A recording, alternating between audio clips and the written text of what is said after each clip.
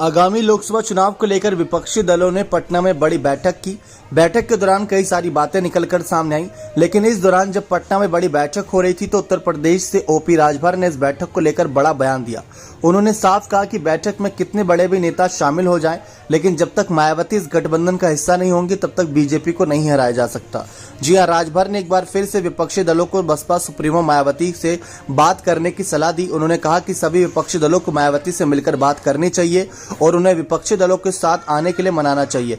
यही नहीं, उन्होंने तो ये तक कहा कि अगर वो प्रधानमंत्री बनने पर मानती हैं तो उनकी इस बात को मानना भी चाहिए। आखिर सुभाषपा अध्यक्ष ने बात क्यों कही? दरअसल सुभाषपा अध्यक्ष ओम प्रकाश राजभर ने विपक्षी एकता को लेकर हो रही महाबैठक पर कहा कि ये विरोधी दलों की अच्छी पहल है।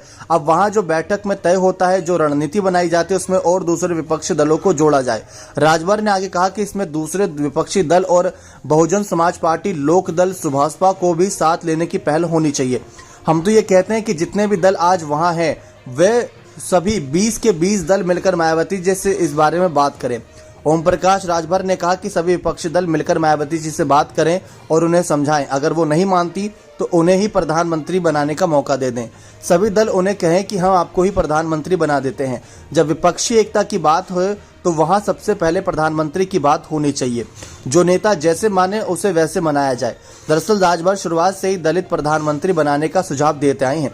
इसके साथ ही उन्होंने ये भी कहा कि विपक्षी दल जब जहां कहेंगे वो एक फोन पर वहां पहुंच जाएंगे।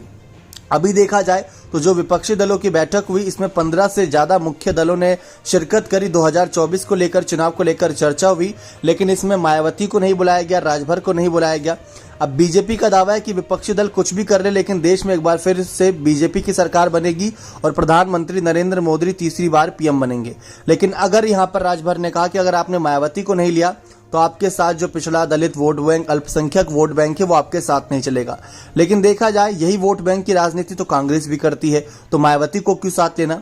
मायावती को इसलिए साथ लेना क्योंकि एक तो वो महिला चेहरा है, ऊपर से दलित चेहरा है, तीसरा उनके पास उत्तर प्रदेश में 10 सीटें भी है सांसद के तौर पर, तो वहां पर एक बड़ी फायदा पहुंचाती है मायावती की पार्टी। बाकी आप अपनी राय इस मसले पर जरूर रखिएगा। बहुत बहुत धन्यवाद।